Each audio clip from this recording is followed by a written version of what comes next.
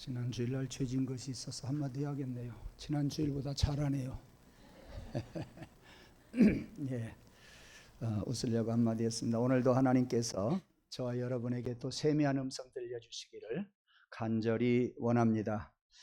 오늘 본문 말씀은 하나님의 법궤를 다윗성으로 옮기는 장면 한 대목이 소개되고 있습니다. 그래서 먼저 법궤가 무엇이고 다윗성으로 법궤를 옮긴 내용이 무엇인지 하는 것을 함께 살펴보면서 오늘날 우리들이 이 사실을 통해서 어떤 신앙생활을 어떻게 해야 할 것인가를 말씀을 드리고자 합니다. 먼저 법궤에 대해서 말씀을 드리겠습니다. 법궤는 언약궤라고도 이야기하고 증거궤라고도 이야기하고 또는 성궤라고도 말을 합니다.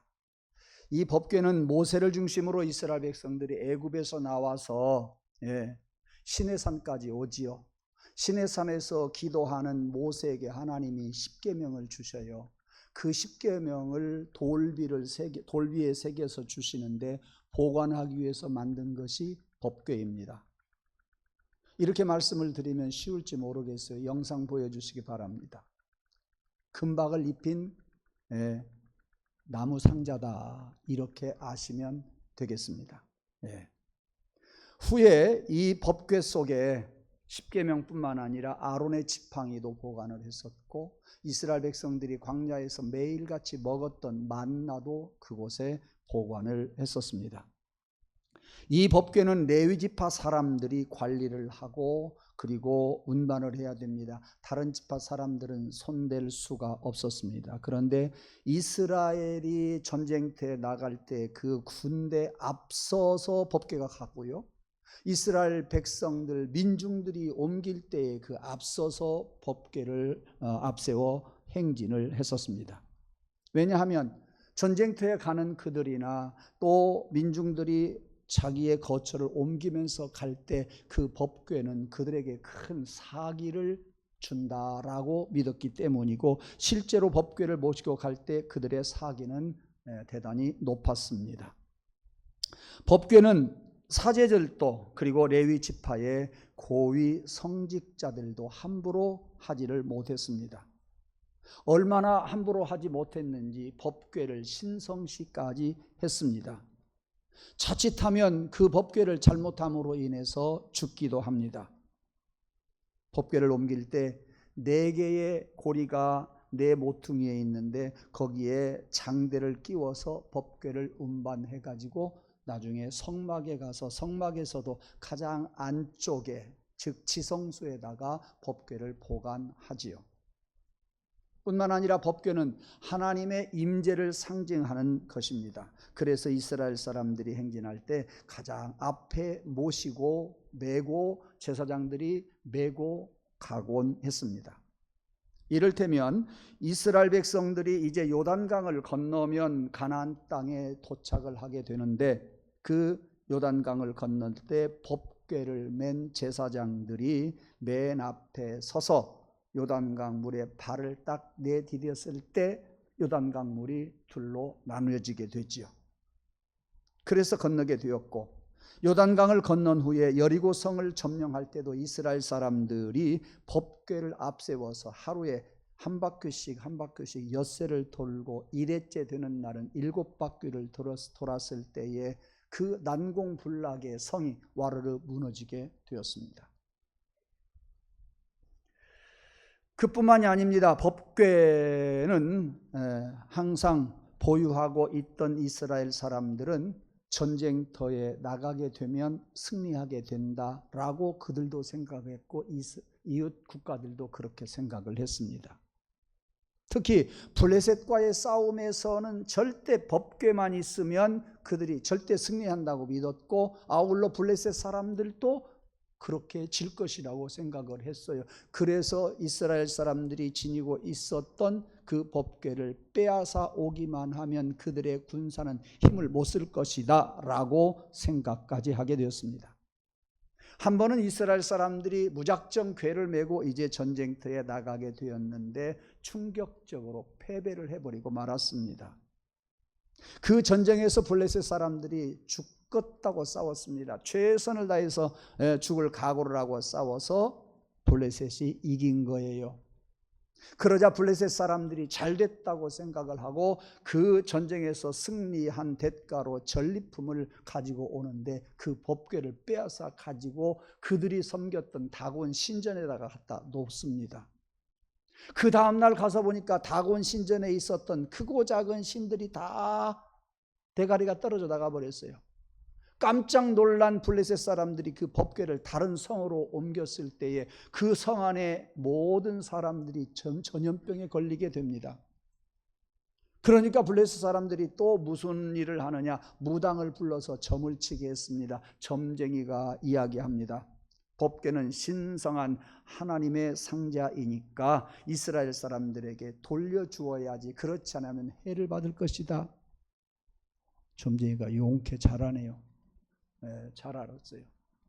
그랬어요. 돌려주라고 하니까 이제 블레셋 사람들이 이 법궤를 돌려주고 사울 왕이 이제 그 법궤를 관리한다고 기럇 여아림에다가 갖다가 딱 모셔놨습니다. 이제 이미 사울의 기억 속에서 사라진 지 오래, 다윗이 그 법궤를 찾아오려고 생각을 했고 법궤를 예루살렘으로 옮기는데 오늘 사무엘하 6장 5절 말씀에 보니까 다윗과 이스라엘의 온 백성들이 여호와 앞에서 여러 가지 악기를 연주하면서 옮기기 시작을 합니다. 아까 말씀을 드린 것처럼 규정에 따라서 법궤를 조심스럽게 옮겨야 되는데 그들은 법 따라서 옮기지 아니했습니다. 규정을 따르지 않고 소가 끄는 수레에다가 법궤를 싣고 오다가 덜컹덜컹 하니까 법궤가 흔들리고 흔들리는 법궤를 붙잡으려고 웃사가 아싸 하고 잡았더니 그 자리에서 즉사해버리고 말았습니다. 이 사건 후에 법궤를 운반하는 일이 중단되어서 그 법궤는 그만 오벳 에돔이라고 하는 사람의 집에 두게 됩니다. 3개월 동안 그 집에 있었는데 성경에 보면 분명히 하나님께서 오벳 에돔의 집에 복을 주셨다 그랬습니다. 오벳 에돔의 집이 복을 받았다고 하는 것을 다윗이 듣게 되었습니다. 그리고 다윗이 가서 그 법궤를 예루살렘의 다윗성으로 옮겨오게 됩니다. 14절에 보니까 다윗이 소와 송아지로 제사를 드리고 난 다음에 다윗이 여호와 앞에서 힘을 다하여 춤을 추었다 그랬습니다. 다윗이 하나님 앞에서 힘을 다해서 추었어요. 모시로 만든 베옷을 걸치고 춤을 추었어요. 이게 무슨 이야기냐면 맨살이 드러나는 에봇을 입고 춤을 추었다 그 이야기입니다. 이스라엘이 온 집들이 나팔을 불고 환호했습니다. 다윗도 좋아하고 이스라엘 사람들도 환호하고 그 환호 속에서 법궤를 모셔옵니다. 하나님의 궤가 예루살렘 다윗성에 들어올 때에 2층에서 다윗의 아내인 미갈이라고 하는 여인이, 그 여인은 사울 왕의 딸이지 않겠습니까? 그 여인이 자기 남편 다윗이 덩실덩실 춤을 추고 껑충껑충 춤을 추는 것을 보고 미갈이 마음속으로 비웃었어요. 아이고, 왕이란 사람이 저렇게 채통머리가 없어서 하고 비아냥거렸다니까요. 많은 같이 했던 사람들에게 다윗이 말이죠, 번제와 화목제를 함께 드리고 빵도 나눠주고 고기도 나눠주고 자기 집에 와서 자식들에게 축복을 하려고 집에 들어오니까 오자마자 아내가 가만히 있었겠어요? 그때 그 여자나 요새 우리 한국 여자나 똑같은 것 같아요. 오늘 이스라엘 왕인 당신 정말 볼만하더군요. 신하의 계집종들 앞에서 맨살을 드러내고 춤을 추었으니 임금님의 채통이 어떻게 되었겠습니까? 볼멘 소리를 합니다. 그 이야기를 듣던 다윗이 말합니다. 나는 하나님 앞에서 그렇게 춤을 춘 것이요, 그 여자들 앞에서 춘 것이 아니고 사람들 앞에 춘 것이 아니라 하나님 앞에서 춤을 추었어. 나는 언제든지 여호와 앞에서 기뻐 뛸 것이요. 그러니까 왕은요, 왕이 문제가 아니에요. 채통이 문제가 아니었어요. 다윗은 미갈에게 계속 이야기합니다. 내가 스스로 나를 보아도 천한 사람처럼 보였을 것이지만 주님을 찬양하는 일 때문이라고 하면 이보다도 더 낮은 일도 내가 하고 싶소. 그렇다고 해서 그 여자들이 나를 업신여기는 것이 아니라 그 여자들이 나를 더욱더 존경할 것이요. 그렇게 다윗은 당당하게 이야기했습니다. 그런데 다윗에게 그렇게 볼멘소리를 했던 미갈이 어떻게 됐어요? 자식 하나 못 낳고 세상을 떠나버리고 말았습니다. 죽을 때까지 자식을 못 낳았다 그랬어요. 자, 이것이 오늘 본문의 내용입니다. 본문 앞에 있는 배경들입니다. 정리해 보십시다. 다윗이 법궤를 예루살렘 다윗성에 옮긴 것은 자기 나라의 정치 체제를 이제 신정 정치를 하겠다는 이야기예요. 하나님 정치를 하겠다는 이야기입니다. 사랑하는 성도 여러분, 여러분들은 여러분들 스스로 내 정치합니까? 하나님 정치합니까? 우리 교회가 사람 정치합니까? 하나님 정치합니까? 냉철하게 오늘 판단해 볼 수 있기를 바랍니다. 이제 다윗은 하나님의 체제, 하나님의 정치를 하겠다고 하는 그러한 선전포고입니다. 다윗은 한 나라의 최고 통치자이면서 철저한 신앙인이었습니다.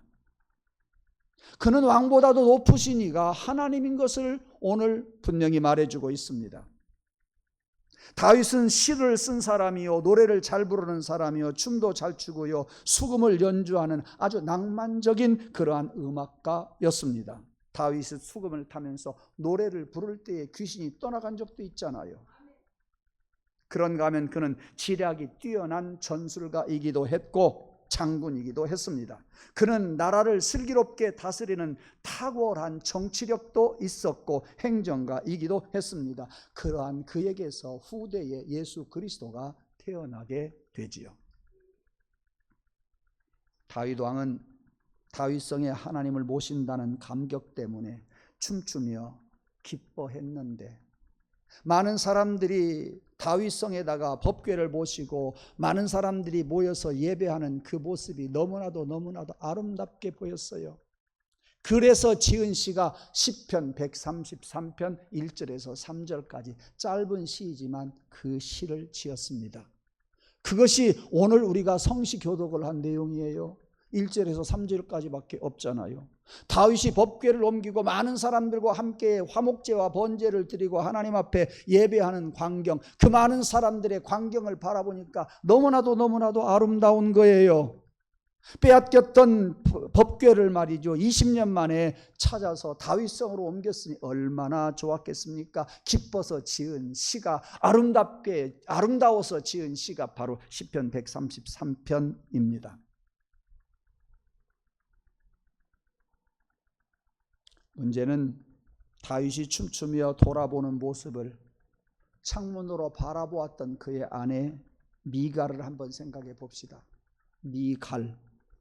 미갈은 사울 왕의 가문에서 태어난 딸이에요.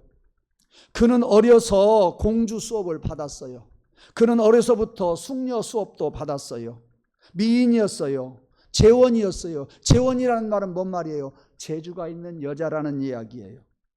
그녀의 마음속에 늘 자기 남편을 무시하는 성향이 있었어요.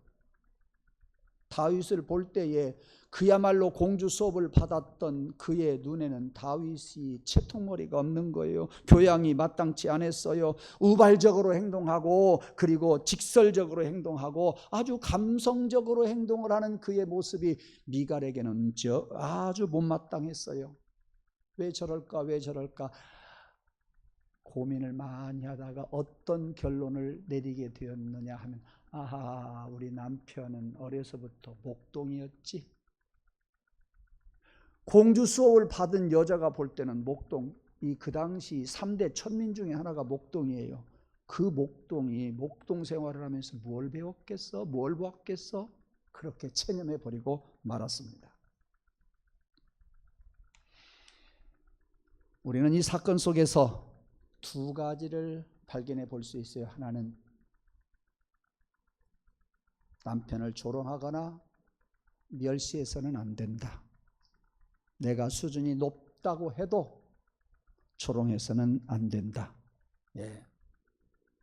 고린도전서 11장 3절에 보니까 각 남자의 머리는 그리스도요, 여자의 머리는 남자요, 그리스도의 머리는 하나님이시다. 여자의 머리가 남자요, 남자의 머리가 그리스도요, 그리스도의 머리가 하나님이시다. 아멘 한 사람은 가정생활 잘하는 줄 믿습니다. 예. 떡더러한 사람은 은혜 받으려고 떡더러할 거예요. 예. 여기에서 하나 배울 수 있는 것은 그것이요. 두 번째 배울 수 있는 것은 거룩한 다윗의 기쁨과 거룩한 다윗의 춤을 미갈이 억압하더라. 미갈이 비아냥거리더라. 미갈이라고 하는 그의 아내였건만 가로막더라. 여러분, 하나님의 거룩한 일 앞에서 여러분들이 가로막는 일이 없기를 바랍니다. 하나님의 거룩한 이름 앞에서 여러분들이 방해하는 자가 되지 않기를 원합니다. 최근에는 올림픽이 끝났어요. 예. 또 많은 우리 프로축구도 있고 프로야구도 있습니다. 월드컵 축구 경기도 있고요, 월드컵 야구 경기도 있고 핸드볼도 있고 배구도 있고 여러 경기들을 많이 합니다. 어느 나라에서인지는 모르겠습니다만 오래전에 월드컵 축구 열기로 나라가 떠들썩했어요. 세계가 떠들썩했어요. 이 정신없는 남자들이 축구할 때 말이죠. 예. 축구 구경하고 이기면 이겼다고 술 먹고 지면은 기분 나빠서 술 먹고 그리고 외박하고 들어오지 않아요. 우리나라에서는 그런 사람 한 사람도 없대요. 보니까. 예. 그런데 외국에서 있었던 이야기예요. 프랑스에서 있었대요. 그래서 검색을 해보니까 1998년도에 월드컵이 있었더라고요. 예. 그렇게 월드컵 축구 열기로 가정을 소홀히 했어요. 아내와 가정을 소홀히 하자 아내들이 화가 나가지고 이혼 소송을 제기했다 아닙니까? 경기에 진 팀은 진 대로 기분 나쁘고 이긴 팀은 이겨서 북새통을 이루고 온 나라가 들썩들썩했어요. 그런데요, 다윗의 기쁨은요, 이렇게 축구 경기에서 이기고 난 기쁨 정도가 아니었어요. 자녀들이 잘 비어서 얻는 기쁨 정도도 아니었어요. 친한 친구를 만나서 부둥켜 안고 막 뛰면서 좋아하는 그런 정도의 기쁨도 아니었어요. 술 기운에 좋아하는 더욱이 그런 기쁨이 아니었어요. 하나님을 모신 거룩한 기쁨이었어요. 그래서 왕이든지 채통이든지 이런 것은 뒤로 하고 그는 춤추면서 뛰었어요. 다윗은 영적인 기쁨을 맛보고 감격해 있어요. 영적인 것을 하나도 몰랐던 미갈이라고 하는 그의 아내는 비아냥거렸어요. 그래서 그는 여호와 앞에서 기뻐했다 그랬어요. 여호와 앞에서 뛰놀리라 그랬어요. 여호와 앞에서 춤을 추었는데 여호와 앞에서 나는 더 낮아질 정도로 춤추고 싶다. 하나님 앞에 기쁨과 감격이라고 한다면 더 낮아지는 한이 있다고 할지라도 춤추고 싶다. 그래서 오늘 설교 제목을 이렇게 잡아본 거예요. 여호와 앞에서 한 것이라. 누구 말이에요? 다윗의 말이에요. 다윗은 누구예요? 왕이에요. 그의 아내는 어떤 사람이에요? 왕을 비아냥거린 사람이에요. 그럼에도 불구하고 다윗은 여호와 앞에서 기뻐하고 춤추며 뛰었다 그랬어요. 설교 제목을 잡아놓고 설교 준비하다가 보니까 오늘 여기 사무엘하 6장에서 그 말씀이 5번이나 나오더라니까요. 빨간줄로 다 쳐놨어요. 5번이나 나오더라고요. 14절에 보니까 궤를 메고 오베데돔의 집에서 출발할 때 여호와 앞에서 그는 힘을 다해서 춤을 췄습니다. 춤추고 예루살렘의 다윗성까지 올 때에 살이 훤히 바라다 보이는 에봇을 입고 춤을 추었습니다. 누구 앞에서? 사람 앞에서 춘 거 아니에요. 사람 보라고 춘 게 아니에요. 하나님께서 이 법궤를 옮기게 하신 것이 감사해서 하나님 앞에서 벗어지는 줄도 모르고 맨살인 줄도 모르고 춤을 추었다니까요. 다른 사람이 볼 때는 미쳤어요. 하나님이 볼 때는 귀한 거예요. 여러분, 사람 눈치 때문에 살 거예요? 하나님 앞에 바르게 살 거예요? 예. 두 번째, 사울의 딸 미갈도 창에서 이렇게 내다보니까 우리 남편이 미쳤어요. 가만히 보니까 미갈도 이야기해요. 하나님 앞에서 뛰놀며 춤춥디다, 그렇게 말하잖아요. 미갈이 알 정도로 다윗의 그 몸짓과 다윗의 영성은요, 하나님 앞에서 춤을 추고 있는 것이 보일 정도였어요. 세 번째, 17절에 보니까 법궤를 장막에 모셔다 놓고 다윗이 번제와 화목제를 드린 다음에 여호와 앞에서 번제와 화목제를 드렸다, 그렇게 말하고 있습니다. 네 번째, 21절에도 보니까 미갈이 비아냥거리니까 다윗이 하는 말이, 여보, 당신 앞에서 그런 거 아니요, 국민들 앞에서 내가 그런 거 아니요, 하나님 앞에서 춤을 춘 것이다. 예. 21절에 또 봅시다. 나는 언제든지 여호와 앞이라고 한다면 뛰놀 것이다. 예, 그렇게 이야기하는 것을 볼 수가 있습니다. 사랑하는 성도 여러분, 우리도 영적인 기쁨과 감격을 다윗과 같이 회복하십시다. 법궤는 우리 눈에 보이지 않지만, 법궤를 내가 옮길 수는 없지만, 법궤 대신에 하나님 앞에 예배하면서 하나님 앞에서 춤추고 뛸 수 있는 여러분의 영적인 기쁨과 감격이 항상 있기를 원합니다. 세상에서는 세상 것 바라보다가 우리가 우울해지고 우리가 슬프다고 할지라도 제단에 찾아와서 하나님께 찬송하고 기도하고 예배하고 말씀 전하고 말씀 들을 때 영적인 기쁨이 샘솟듯 솟아나기를 원합니다. 하나님이 그 기쁨과 감격을 주시기를 소원하고 예배하십시다. 그런 예배가 되도록 기대하는 여러분 되기를 간절히 원합니다. 예. 그래서 여러분들이 영적인 기쁨과 감격을 예배를 통해서 얻자고요. 예배를 통해서 무언가 기쁨이 나에게 올 것을 고대하면서 예배하자고요. 찬송가 속에서 찬송가 가사를 통해서, 예, 기도를 통해서, 말씀을 통해서 그 어디에선가 하나님이 나에게 기쁨과 감격을 줄 것이라 기대하십시오. 그리고 예배를 소홀히 생각하지 마십시오. 예배를 첫 번째로 생각하십시오. 아니, 예배를 영순위로 생각하십시오. 예. 여호와 앞에서 춤을 춥시다. 여호와 앞에 예배를 드리십시다. 여호와 앞에서 어린아이와 같이 누가 비아냥거린다고 할지라도 여러분들은 기뻐할 수 있는 그런 성도가 되기를 간절히 원합니다. 그리고 거룩한 기쁨을 가로막는 자가 되지 않기를 원해요. 거룩한 이 예배의 기쁨을 여러분이 막습니까? 막을 때가 많이 있었을 겁니다. 여러분 부부가 막습니까? 많이 있었을 것입니다. 이거 회개해야 됩니다. 여러분의 자녀들이 신앙으로 살아가는데 몰라서 내 믿음이 부족해서 여러분의 자녀들의 그 영적인 기쁨을 많이도 막았을 겁니다. 이건 우리가 회개하면서 우리가 깨닫고 믿음을 세워가면서 여러분이 영적인 기쁨을 맛보고 그 영적인 기쁨을 자식들에게 전해줄 수 있기를 간절히 원합니다. 예. 여러분이 영적인 기쁨은요, 바지가 내려가도 괜찮아요. 체면이 문제 아무 필요 없어요. 손해봐도 괜찮아요. 그것들의 예배가 비교할 수 있는 것들입니까? 아니란 말씀이에요. 예. 여러분들은 영적인 기쁨과 감격을 맛보면서 예배하시기를 원하고, 그렇게 예배하고자 하는 사람에게 방해하는 일이 없도록 항상 기도하면서 예의주시하면서 신앙생활 할 수 있기를 원합니다. 세상은 온통 많이 우울해져 가고 있어요. 세상은 자꾸만 힘들어져 가고 있어요.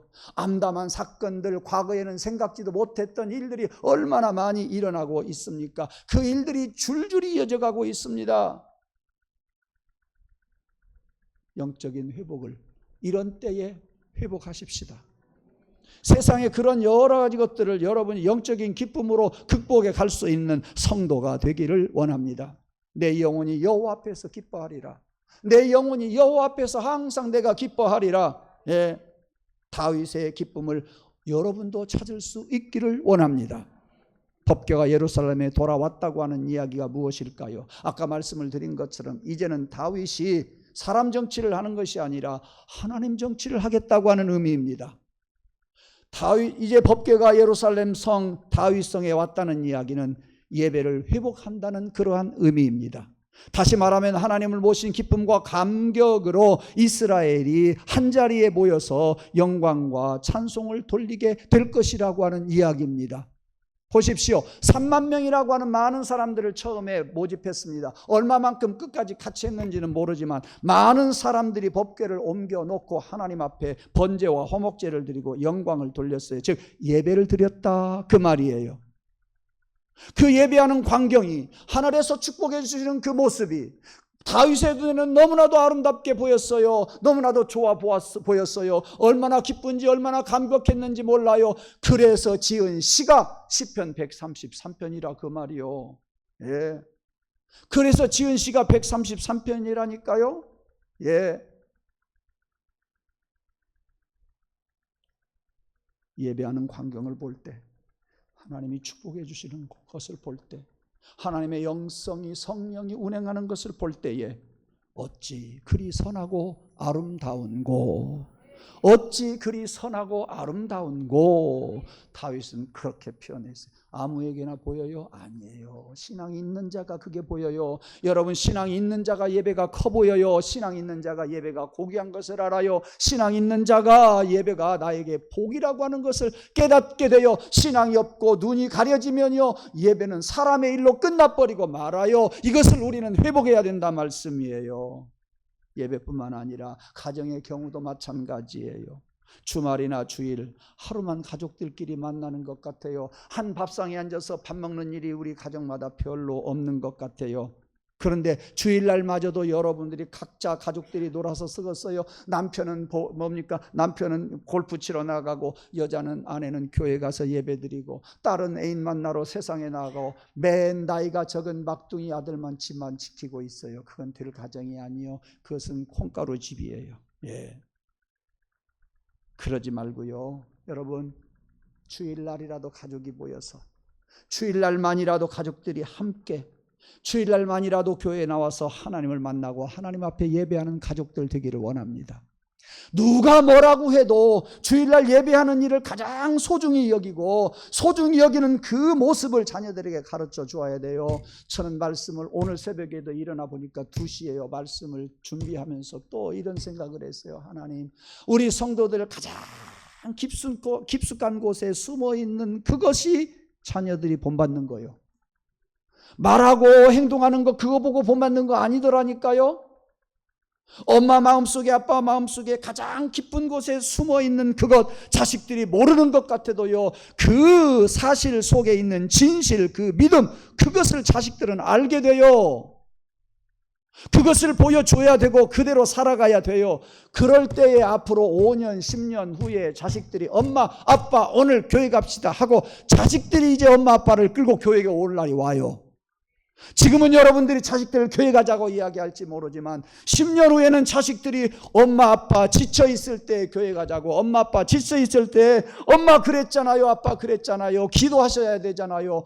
엄마 아빠가 교육시켰던 그 속에 있는 그 믿음이 자식들 성장해서 자식들 도움으로 부모들이 그 믿음을 따라가는 복된 가정 되기를 주님의 이름으로 축원합니다. 그러므로 여러분, 지금 예배 방해하는 것들, 여러분 속에 있는 것들 제거합시다. 다른 사람 예배하고자 하는데 방해 놓지 마십시다. 절대 그러세요. 여러분, 오늘 오예배 드리지 말고 커피 마시러 가게, 그래 본 사람 손 들어봐요. 손 들지 마세요. 그런다고 두리번거리고 찾는 사람이 있는데 누가 손 들겠어요? 그거 해봤죠?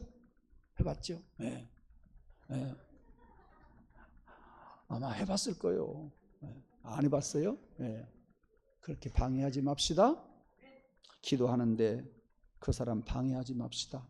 기도하지 말고 놀러 가자, 그 정도가 아니고요, 그 사람 시험 들지 않게 해줘야 된다 그 말이요. 예배하는데 시험 들지 않게 해줘야 된다 그 말이요.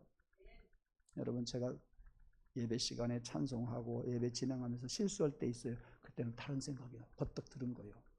오늘 또 그러더라니까요. 오늘 또 어떤 사람 보니까 내가 혼자 시험 들었는가 봐요. 잠깐 주춤해졌어요. 아주 예민하잖아요. 그 영이라고, 영성이라고 하는 게 아주 예민해요. 어제도 잠을 자다가 말씀을 전해야 할 것이 버떡 생각났어요. 아침에 일어나서 메모해야지. 아침에 생각이 안 나요. 생각이 안 나요. 286이라 그런가 생각이 안 나요. 영성은요 예민해요. 바로 기록해야 돼요. 설교할 때는요 영성이 있어서 대단히 설교를 잘했던 것 같아요. 나중에 들어보면 이것도 설교야 그런 것도 있어요. 예배하는데 나도 방해하지 말고, 다른 사람 예배하는데 걸림돌이 되지 말고, 다른 사람 예배를 돕는 자 되기를, 자식들 예배를 세워가는 부모들이 되기를 주님의 이름으로 축원합니다. 결론을 맺겠습니다. 시편 133편 1절처럼 우리 성도들이 모여서 하나님 앞에 예배하고 나누는 사랑은 흘러내리는 보배로운 기름 같다, 성유 같다 이렇게 표현하고 있습니다. 그런데 그 기름보다도 더 아름답다. 무엇이? 예배가. 여러분 제 속에서는 많은 것들이 지금 왔다 갔다 해요. 여러분의 삶의 기본이 예배여야 돼요. 예배에서 출발해야 돼요. 모든 것이 예배로 시작이 되어야 돼요. 그렇지 않으면 그건 잘못 가는 거예요. 그 믿음이 확실한 믿음이 여러분에게 있어야 됩니다. 예배하는 광경을 바라보면서 흘러내리는 보배로운 기름보다도 더 아름답다고 다윗은 이야기하고 있다니까요. 왕이 그 정도라니까요. 지도자가 그 정도 됐으면 그 나라는 되는 거예요. 그뿐이에요. 3절에 가서 보세요. 시편 133편 3절에 가서 보면 헐몬산의 이슬과 같다. 제가 신학생 때 도대체 이게 뭔 뜻인가를 알 수가 없었어요. 이 말이 무슨 이야기냐면요, 헐몬산, 헬몬이라고도 하죠. 그게 그 말이에요. 이스라엘 나라에서 맨 북쪽에 있는 산이에요. 제가 이스라엘 2번을 가봤지만 주변에서 이렇게 돌아다니다가 보면 그곳은 잘 못 가요. 갈 수가 없어요. 데리고 가지를 않아요. 헐몬산에 여름에도 건기 때에도 뭡니까? 건기 때에도 흰 눈이 쌓여 있어요. 흰 눈이 쌓여 있어요. 이 헐몬산을 덮고 있는 구름이, 그러니까 헐몬산에 구름이 꽉 차였을 때에 기압골을 만나게 되면 그 기압골이 구름과 합해져 가지고 이슬이 내려요. 소나기는 아니고요, 이슬이 내린다니까요. 그러면 그 이슬이 헐몬산 밑에 들판을 적십니다. 그 이슬이 그 땅을 적십니다. 그래서 그 땅에 이슬을 먹고 식물들이 자라요. 그래서 설교 준비할 때는 몰랐는데요, 일부 설교하면서 제가 이렇겠구나. 제가 지금 수십 년간 궁금하게 해결이 안 된 것이 하나가 있다고 여러분에게 2번이나 말씀을 드렸어요. 뭐냐면 건기 때 이스라엘 나라에 가서 보면 예루살렘 중심으로 해서 남쪽은요 모든 만물이 빼싹 말랐어요. 산에 올라가 보면은요 바삭바삭 미끄러져요. 왜? 건기가, 비가 없어서요. 그런데요 예루살렘을 지나서 북쪽에 가면은 우리 한국처럼 포도원이, 넓은 포도원이 있어요. 기도원의 300명 용사 그 우물에 갔는데요, 물을 제가 퍼서 먹었다니까요. 그 옆에 북쪽으로 올라가면 갈멜산이 있어요. 그리고 그 위에가 헬몬산이에요. 헬몬산. 설교 시간에 제가 그렇게 깨달아요. 헐몬산에서 구름과 기압골이 딱 만나게 되어서 이슬이 내려가지고 거기에서 내리는 이슬이 물이 되어가지고 어디로 내려가는지 아세요? 요단강으로 가요. 요단강에서 갈릴리로 해서 사해바다로 가잖아요. 헬몬산에서 이 물이, 이슬이 내리기 시작을 해서 이 북쪽 지역은 포도 농사도 되고, 갈멜산에 가서 보면 소나무도 있고요. 한국하고 똑같아요. 소나무가 많이 우거졌더라고요. 그렇구나. 그러니까 그 이슬이 남쪽 예루살렘의 밑으로는 내려가지 못하는구나. 이제 조금, 그것은 좀 고고학자들한테 한번 물어보고 그럴 일이에요. 저 혼자 지금 그렇게 다소 몇십 년간 궁금하게 생각했던, 50년, 제가 50살 먹었을 그 무렵부터 궁금하게 생각을 했으니까 꽤 됐어요. 그 문제가 지금 조금 풀리려고 그래요. 예, 얼마나 시원한지 몰라요. 자, 이렇게 헬몬산에 내리는 이슬이 구름하고 기압골하고 딱 합해져서 이슬이 되어서 내려오는데, 예, 그것이 기름, 보배로운 기름보다도 아름답게 보였다, 그 말이에요. 예. 여러분들의 가족들과 형제와 이웃이, 우리 성도들이 하나님을 찬양하고 예배하는 곳이 헐몬산에서 내리는지 모르는 이슬과 같이 예배 시간에 내리고, 믿음으로 살아가는 여러분들의 가정에 내리고, 그 내리는 이슬이 여러분들에게 복이 되고 가정에 복이 되고, 그래서 성유, 그러니까 보배로운 기름보다도 아름다운 그러한 가정이 되고, 그러한 성도가 되고, 그러한 교회가 되기를 주님의 이름으로 축복합니다. 그 이슬은 여러분들 성령께서 주시는 은혜로 믿으시기를 바랍니다. 예. 예배가 멀어지고 세상이 더 가까워지는 세상입니다. 예배는 멀어지고 세상이 더 좋아지는 그러한 세상입니다. 여러분들은 이런 세상에서 줄다리기 하면서 끌려가지 마십시오. 예, 끌고 들어오십시오. 예배를 멀리하지 말고 세상 것은 멀리하십시오. 예, 예배는 회복하고 기도도 회복해야 됩니다. 그렇게 회복이 되어서 예배하는 자, 예, 기름이 내려오는 것보다도 더 아름답게 보이는 그런 은혜와 축복이 있을 줄로 믿습니다. 원합니다. 여러분, 예배 앞에 다른 거 양보하지 마십시오. 절대 예배 앞에서 여러분들이 무릎 꿇지 마십시오. 여러분들 속에 가장 예배가 중심이 되고 예배가 최고의 것이 되어서 자식들이 여러분 속 깊이 숨어있는 그 예배 신앙, 그것을 본받기를 원하고, 그것이 복이 되기를 원하고, 그것이 여러분들의 면류관이 되기를 원하고, 자식들의 면류관이 되기를 원합니다. 그렇게 여러분의 진실한 신앙 고백과 진실한 그 예배는 장차 여러분들을 자식들이 끌고 예배당에 나오게 될 거예요. 그 기도를 본 자식들이 여러분들을 위해서, 그 자식들이 위해서 기도해 줄 날이 오게 될 줄로 믿습니다. 소홀히 생각 마세요. 절대 예배를 소홀히 생각 말고요, 항상 예배 중심으로 예배를 크게 생각하고, 예배 시간이 아름답고 예배가 첫째라고 하는 것을 여러분이 알고 믿음으로 살아가는 저와 여러분 되기를 주님의 이름으로 축복합니다. 기도하십시다. 하나님, 오늘도 우리 사랑하는 성도들과 더불어서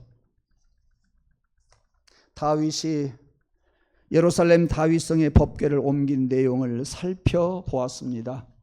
하나님, 그래서 다윗은 비아냥거리는 아내도 있었지만, 세상 사람들이 눈초리도 했었지만, 그는 계속해서 어리석은 사람같이 춤추고 뛰놀았습니다. 우리도 하나님의 일이라고 한다면 하나님 앞에서 어린아이들과 같이 뛰놀 수 있는 믿음의 사람들 되게 하여 주시옵소서. 거룩한 기쁨과 감격 앞에서 그것을 막는 어리석은 자가 되지 않도록 주님 축복해 주시옵소서. 우리들이 믿음으로 살고 믿음의 진솔함, 우리 깊은 속에, 마음속에 있는 그 진솔함이 자식들에게 전해지고 유전이 되어서 나중에는 자식들이 엄마 아빠의 믿음을 끌어갈 수 있고, 어려울 때에 엄마 아빠와 더불어서 기도하자고 말할 수 있는 자녀들 되게 하옵소서. 이 모든 말씀 예수님 이름으로 감사하며 기도드리옵나이다. 아멘.